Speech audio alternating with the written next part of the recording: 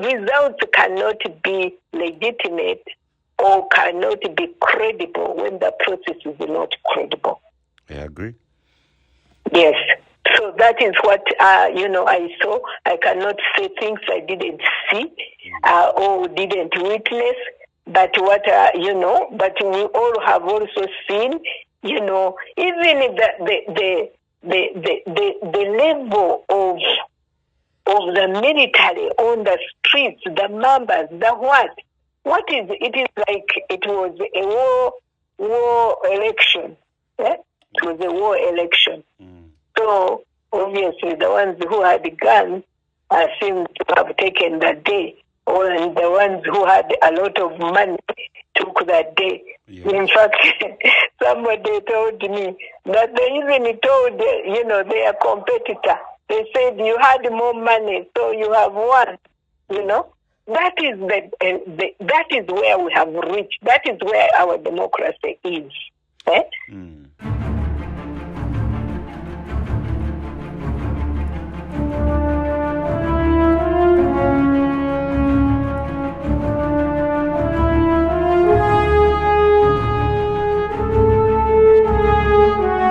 In today's special episode, we speak to Ambassador Edith Grace Ssempala, a prominent Ugandan diplomat, civil engineer, civil servant, and a political activist. She was appointed Uganda's ambassador to the United States in Washington, D.C. from 1996 to 2006, where she was notably involved in promoting initiatives like the African Growth and Opportunity Act, AGOA. She served as Uganda's ambassador to the African Union as well as to Ethiopia and Djibouti, based in Addis Ababa, from 2006 to 2008.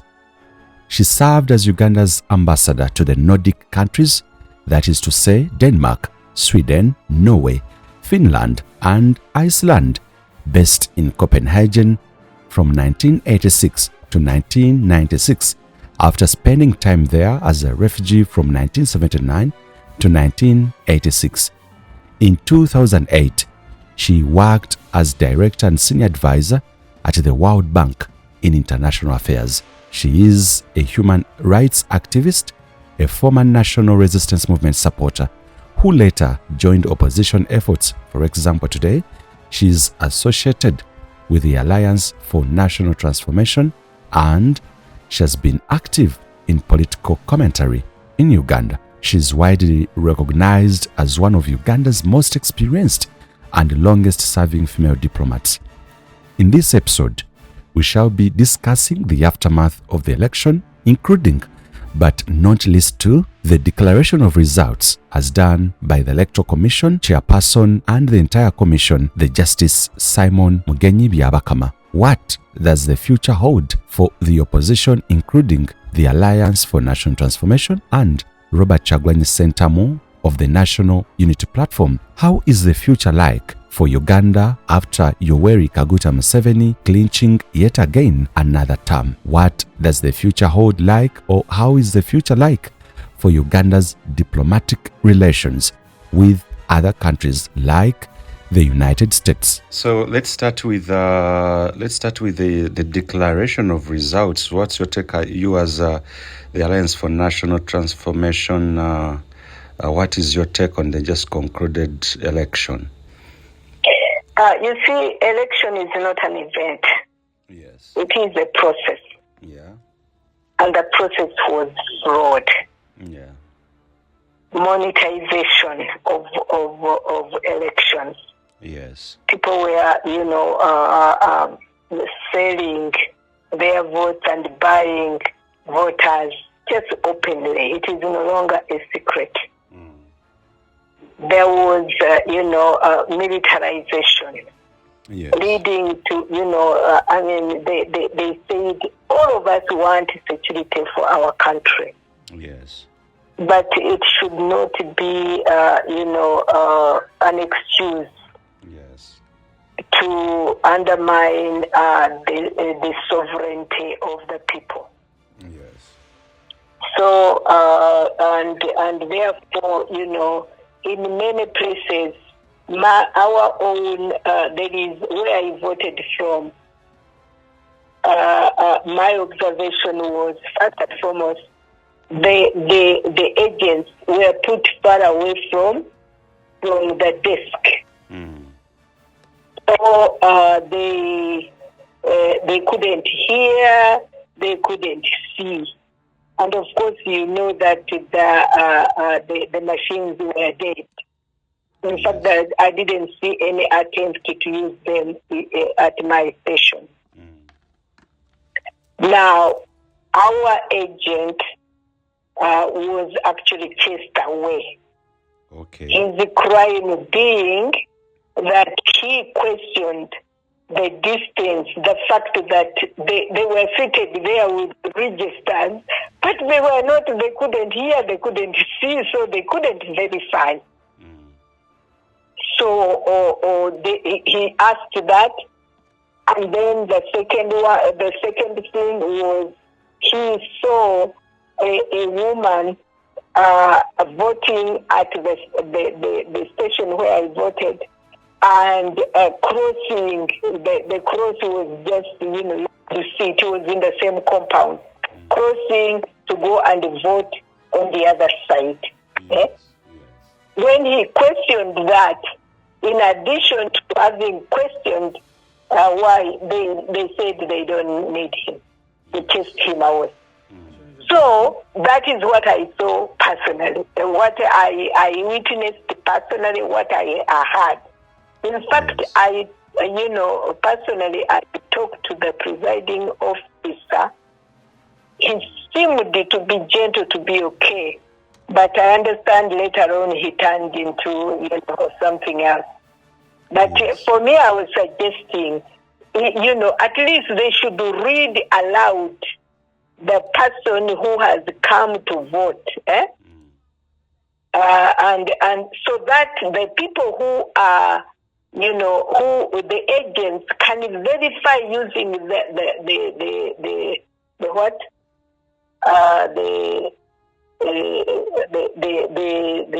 registers that they had, but it was ignored. So there was deliberate rigging, as I saw, and so therefore, when you have that kind of thing, people may say maybe it is an isolated incident. But I don't think it is isolated. That is what people everywhere were saying. People were just, So therefore, we have results. Results cannot be legitimate or cannot be credible when the process is not credible. I agree. Yes. So that is what, I saw. I cannot say things I didn't see or didn't witness, but what, but we all have also seen, even the level of the military on the streets, the numbers, the what is, it is like it was a war election. It was a war election. So, obviously, the ones who had guns seem to have taken that day, and the ones who had a lot of money took that day. Yeah. In fact, somebody told me that they even told, their competitor, they said, you had more money, so you have won, That is that is where we have reached. That is where our democracy is. So, so it is not well, as far as I'm concerned. It cannot be well with our nation. The path we are on is slippery, it is dangerous. Ambassador, speaking of the results, which were declared by the EC chairman, Simon Kama, what's your take on the results which were read out as the Alliance for National Transformation? How do you react to the results, to the extent that even General Mugisha Muntu didn't manage even to get 100,000 across the country? That is not possible. You see, for me, General Muntu is one of the inferior, because because of his credibility, because of his integrity, because of his ability, because he's incorruptible. And therefore, I think they think they can, demoralize him through just giving, give him a few votes. And of course,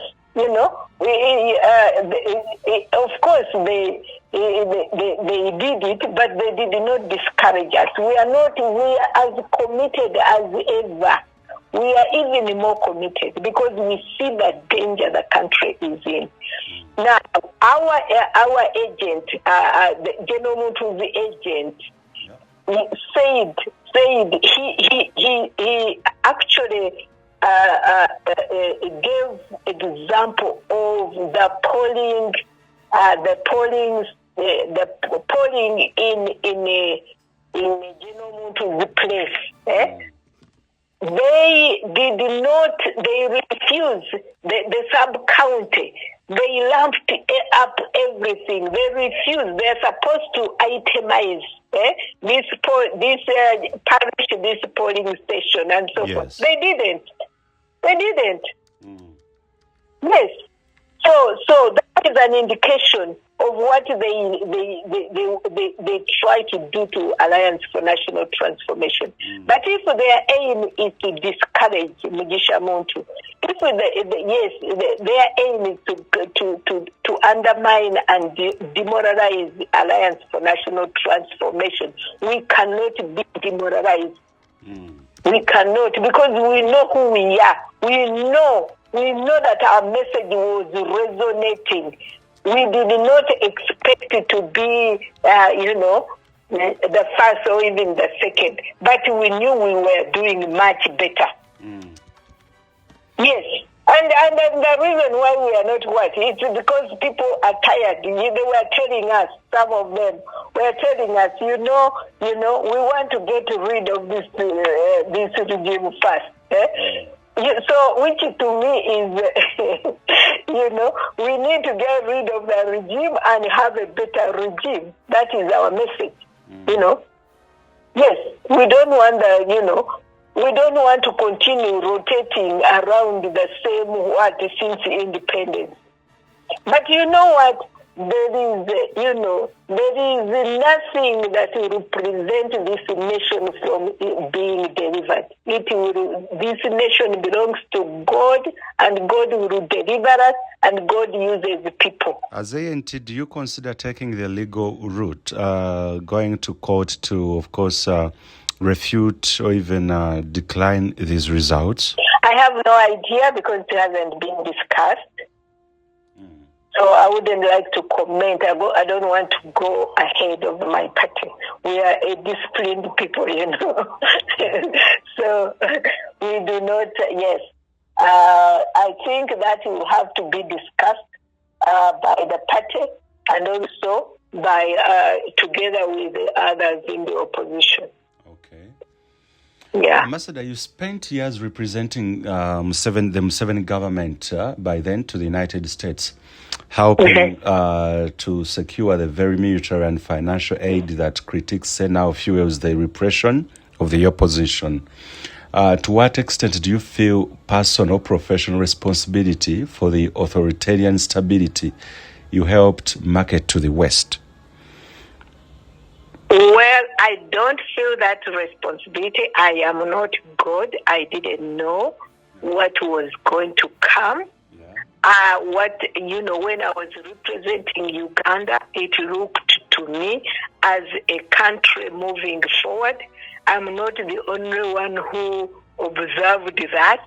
Many Ugandans, even foreigners, were optimistic about Uganda. We knew we had challenges, but that we were going to end up we had a 10-point program. That point program was noble. Yes. Was admirable. Yes. So the fact that they changed, and I personally left because indeed I could not I could not support what now I came to know. But what I didn't know, I cannot beat myself because I didn't know, because I'm not God. I thought it was moving well. I supported my conscience, and I still support my conscience. Speaking about the 10 points program, of course, one of them is fighting vote rigging and whatever, malpractices. Yes. It is a plan that many envisage that would, of course, take Uganda forward. And we remember President Museveni's words saying that one of Africa's problem is the leaders who overcling onto power. As someone, of course, who marketed even Uganda and even the NRM by then in the Nordic countries, wherever, abroad. What's your take today? President Museveni is 81 years and still counting. His grip on power is still continuing. Speaking about the 10 points program, things that you marketed abroad, to see them vanish away in just under gun rule. Do you feel disappointed and disgruntled that once a man you believed in, you cherished, you adored, the 10 points program you used to market outside? Do you feel disgruntled, Ambassador? I don't feel disgruntled because, I am, first of all, I'm a strong believer, and I also believe in justice. I believe in what is right. As I said earlier, I do what I can as a human being. I am not God. I pray. I work. So discouragement, discouragement. And I also know that we are in a struggle. Struggles are not easy, Moses. They are not easy. Yes. So I know that time will come when the things will turn around. Who knew that Gaddafi would be no more? He was at the African level doing what we see here. Okay? So, Hitler is no more. All those things, you see, I believe that, truth and justice will prevail. But it also prevails because we don't give up. If we give up, then we have lost. We have not lost the struggle, Moses. It is not easy. It is hard, but we have not lost. Let's speak about the widespread, of course, reports. Even I myself speaking, I've reported all this. Polling stations opening hours later and technical failures disrupting voting on the January 15th. How would you assess the Electoral Commission's preparedness and whether these issues disproportionately affected opposition strongholds, potentially skewing the results? Moses. Yes. It is laughable. It is unbelievable. To think that they bought those machines with so much money, taxpayers' money, and then they tell us they have not worked. I mean, is that incompetence or is that deliberate deception?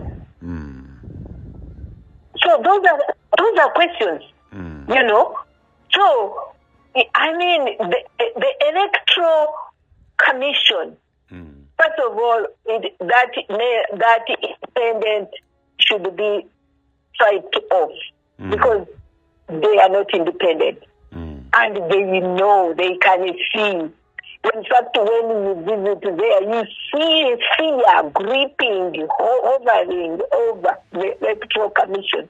So they're not, Then when the military announces this and so forth and so on, when did we become a military state? When did we become a military state? So, the Electoral Commission, I have no words for them, honestly. I have no words for them. They know what they have done. They know what they haven't done that they should do. They know what they have done that they shouldn't do. And, it is so sad for our country. But as I said, we are in a struggle. Struggles are never easy. Those who were in the bush at that time, they didn't know that 5 years later they would be in government. When we are looking so there are many things all of us don't know. None of us knows. Yes. Uganda experienced... we shouldn't lose hope. Ambassador, Uganda experienced an internet blackout during the election period, similar to what occurred in 2021. As a former ambassador to the US, how do you think such measures impact Uganda's international image, particularly in terms of freedom of expression and democratic credibility with partners like the United States? Well, you see, everything that happens here gives, it gives a bad image. The government is the enemy of this nation in terms of image. Because everything they see, everything that is done instantly is globally seen. Yes. Yeah? The brutalization, people even, torture and all that type of thing. The blackout of internet, social media, Facebook is still blocked. I mean, all those things. And then they blame that Ugandans are saying these things. Even if Ugandans kept quiet, even if Ugandans say the good things, but what you can't say what is not there. Me, I don't like, I like truth telling, and I'm accountable to God for the words that come out of my mouth. So I cannot tell lies. Moreover, the lies which the whole world is seeing. Does it make sense? It doesn't indeed. Ambassador, President Museveni has been in power for 4 decades now and still counting, and concerns about rising authoritarianism have been highlighted in analysis leading to the electoral process of 2026. What reforms do you recommend to ensure a more level playing field for the opposition like ANT candidates in future elections, and why haven't these been implemented yet despite the Supreme Court's recommendations? Yeah, because the will is not there. Okay, no political will. No political will. I mean, you see, everything that we see and we are talking about right now is what sustains the regime in power. So they think, I think they probably think they are smarter than everybody else who has, But, for me, God is supreme, and he's still is involved in the affairs of man, in the affairs of politics. Some people say, don't bring God here. But he's the creator. He's the creator. He's the supreme. Yeah, so, and he's involved. He's interested because he's the one who created us, and he wishes us well. He has a good plan. So I really, I have sympathy for those who are, doing whatever they are doing, because time, as General Monty said many times, time will tell. Time will tell. So we hope, we pray, and continue working. But this is very critical, Ambassador, as someone who has witnessed elections not only on the African scale, European scale. You've been there enough. You've witnessed enough across the globe.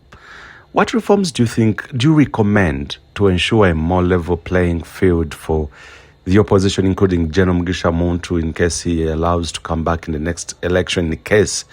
And why haven't they been implemented? And what reforms do you think we can have as the country to have a more transparent electoral process?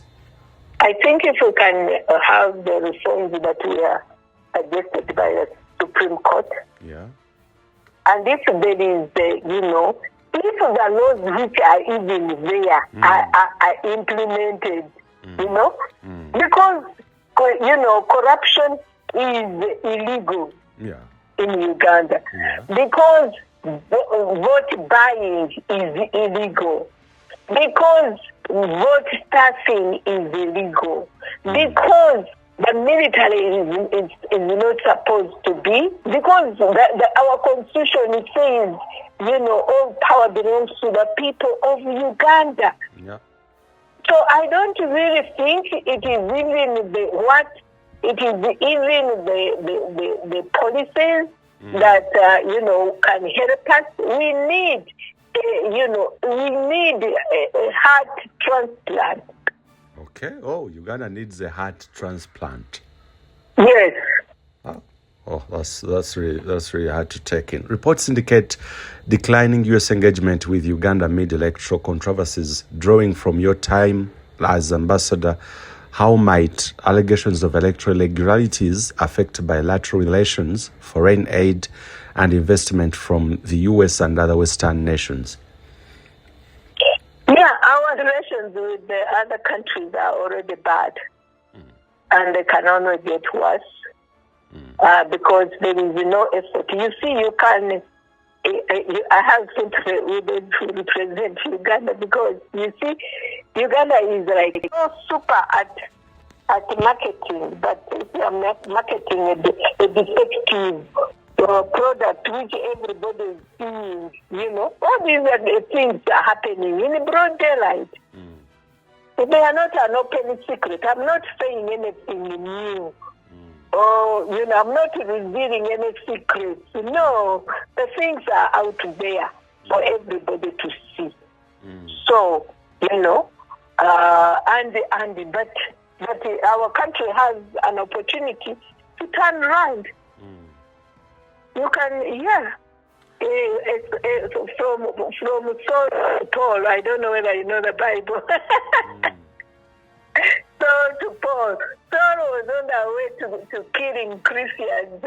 He was on the way to Damascus, with a lot of zeal. He had an encounter with Jesus on the way, and he turned into Paul. So it is possible. That is why we must not lose hope. We must not lose faith in God. That is why we must continue working and working hard, because God is not going to come from heaven and do the things that He has empowered us to do. Let's speak about international observers. Let's speak about the international observers. Actually, the IGAD and African Union, plus those from the East African community, they all noted out the irregularities. Actually, I remember what His Excellency Emeritus, Good Luck Jonathan, came out and said that, of course, what he saw, the blackout of the internet, the crackdown on the opposition, a lot, including from the African Union and potentially the US, have monitored the past elections, but often faced restrictions. It is something that even Good Luck Jonathan, His Excellency Emeritus, talked about, that they were restricted in some areas. Even the information, they couldn't even share that information with their colleagues across the African continent. What role should external observers play in the 2026 post-election audits? And do you support calls for a full independent recount?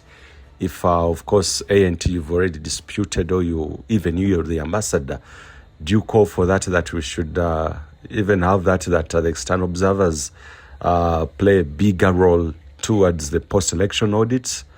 And do you feel... Yes, obviously. Not only external, even internal. This is our election. Our own people were not allowed to, civil society organizations, a number of them were, taken off, So, we are not supposed to, to observe our own elections. So, yes, definitely the external observers should give, voice their what they saw, and we should all together, demand that, we can have a recount indeed. Let us have a recount.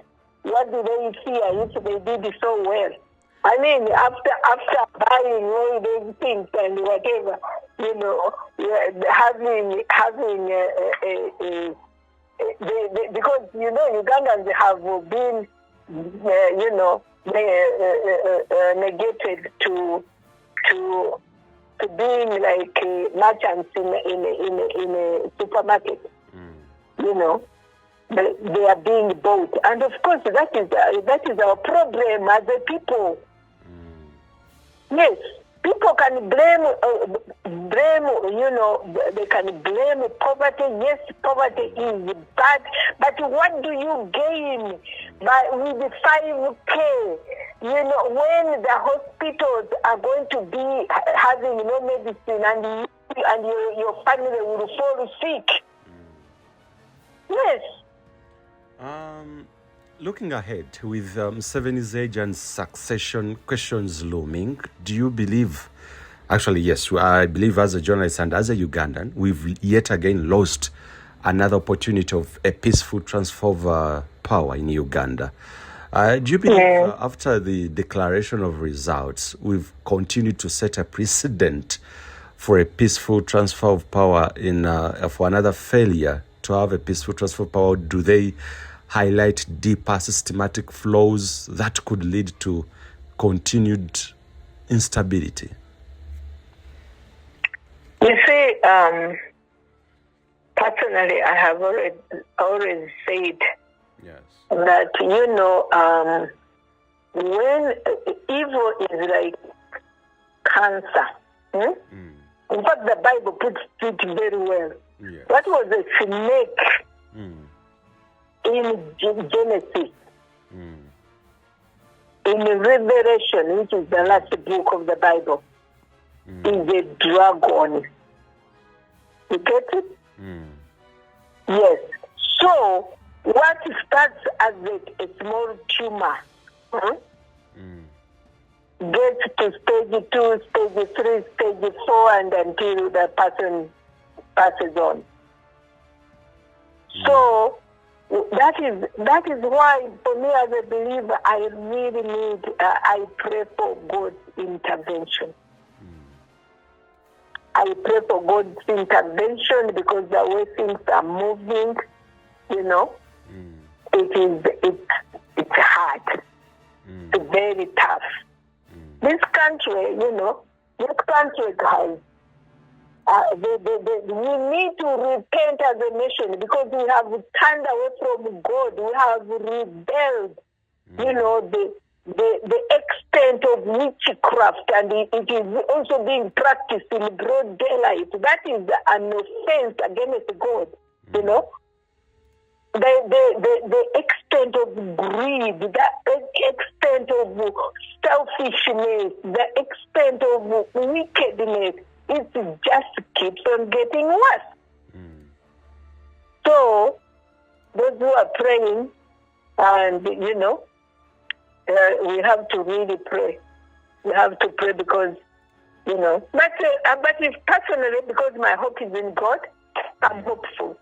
Very hopeful. I remember in a previous conversation, actually, you spoke about, was it the Magnitsky whatever Act? Let's speak about the reports from this cycle indicate that at least 160 enforced disappearances, including unmarked drone vehicles. Since you have, of course, I remember in Washington and internationally, whereas the Magnitsky, I remember you speaking about something like that, an act or similar sanctions not being more aggressively applied to the top brass of the UPDF. Is the international lobby, which you were once part of, failing? You see, for me, I don't support country country sanctions. Because when a country is sanctioned, it is actually the people that suffer. So, but I support targeted sanctions. Okay. Targeted sanctions. Yes, those I support because, because then hopefully the people will still, they could suffer, but not as much. But when you have a country sanctioned, when a country is sanctioned, it is the lower people, they have notes that suffer more. Yes. Looking forward, what do you envisage in this, yet again, another term of Museveni? Now we have the family rule, which is no longer a secret. The gun rule is no longer news, actually. We've seen a lot that has happened in the previous term, the 2020-2026 term. As a woman of God, as someone who prays, what does God show you, and what do you see ahead of Uganda, ahead of us, in this new term with the family rule, the gun rule? Do you see us even triumphing, even speaking like, because on the eve of the elections, NGOs were shuttered, we are shut down, including Chapter 4, electoral observers in Uganda? What do you see in this other term? Without faith, I would have no hope. Yeah. Yeah, but with my faith in God, and God being supreme, being the sovereign of the heavens and of the earth, I have hope. I have hope, not in what I see, but what I don't see yet. Yes. Thank you so much, Ambassador. Unless when there is something else you would love to point about in your parting shot. No, in my parting shot, I would like to encourage you, Ugandans, not to lose hope. Okay. I would like to encourage Ugandans to pray. Yes. And Ugandans include those who are rigging, those who are buying votes, those who are involved in witchcraft, and so forth and so on. So I encourage those who are those who are practicing or involved in those wicked things to turn away from wickedness, because the devil has no friend. He has no friend, and so those who sacrifice others will find themselves being sacrificed. Ambassador, before I let you go, do you feel elections are useless on the Ugandan land? No, I don't think they are useless in the sense that they are part of the struggle. They are part of the struggle. So in that regard, they are not useless. So I would not encourage people to give up on elections. Because if you give up on elections, how do you want to change?